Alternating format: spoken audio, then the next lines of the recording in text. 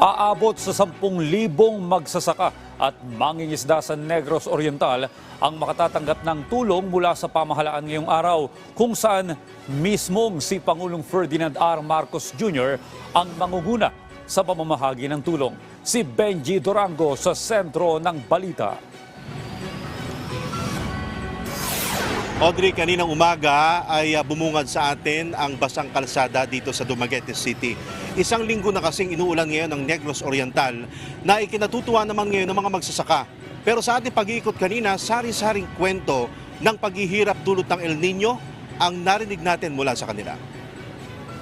Sinasamantala na ni Tatay Efren ang pagbubungkal sa kanyang sakahan sa Barangay Basak Proper, bayan ng Zamboanguita. Garotor po kami, preparation for planting. Isang linggo na kasing inuulan ngayon ng Negros Oriental. Tamang-tama raw ito para makapagtanim sa unang linggo ng Hulyo, kauna-unahan ngayong taon. Masakit man sa katawan, pero mas mabuti na raw ito lalo't nanggaling sila sa sumpa ng El Nino. Nahirapan ba kayo nung El Nino? Mahirapan po, Bakit? kasi walang tanim eh. May mahigit 36 hectares ng sakahan meron dito sa Basak Proper. 1.5 hectares doon sinasaka ni Aling Ellen. Naabutan pa namin siya kanina na naghahanda ng lambat. Ngayong malayo pang inaasahan niyang ani sa sinasakang palayan, pangingisda muna ang pantawid gutom niya. Pero naalala pa niya noon, sagana sila sa tubig mula sa maliit na irigasyon na ito na pinatatakbo ng NIA noong El Nino. Ito sana magsasalba sa kanilang mga tanim pero di nila ito napakinabangan. Ito yung irrigation canal na dapat sana magbibigay ng patubig sa mga magsasaka dito sa Barangay Basak Proper. Kapag napupuno itong kanal, dumadalo yan dito sa outlet patungo doon sa malawak na palayan. Mga nasa 36 hectares ang lawak ng palayan na yan. Kaya lang ang problema, kung papansinin ninyo itong irrigation canal, walang tubig. Yan ngayon ang problema ng mga magsasaka dito sa Barangay Basak Proper. Dahil sa kakulangan ng supply, nag-aagawan sa patubig ang mga magsasaka nitong tag-init. Nakiusap sila sa NIA pero hinati pa rin sa maisan ng ibang bayan ang tubig ng irigasyon. Tuloy, natuyo ang kanilang kanal. Kami ang mahirapan kasi ang tubig hindi sapat.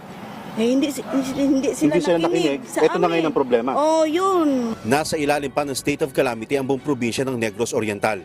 Nasa 25 bayan sa Negros Oriental ang umaasa sa pagtutubo, palay, nyog at high-value crops. Noong El Nino, pumalo sa 240 million pesos ang halaga ng napinsala sa agrikultura. Ngayon pa lang sila bumabangon mula sa nakaraang bangungot. Pero kailangan pa rin nila ang suporta ng gobyerno. Ano yung hihilingin mo sa Pangulo? Ang hilingin namin yung kapital. Kasi mahal ang bilihin ngayon eh. Sama sa ning abono, aning chemicals. Pangulo, sana mabigyan mo kami ng ararod. Audrey, ngayong araw, inaasahan na darating dito sa Dumaguete City si Pangulong Ferdinand Marcos Jr. para solusyonan ang mga problemang yan. Kaya maaga pa lamang kanina ay iginayak na ang Lamberto Macias Sports and Cultural Center para abutin ang mga magsasaka, mangingisda at ang kanilang mga pamilya.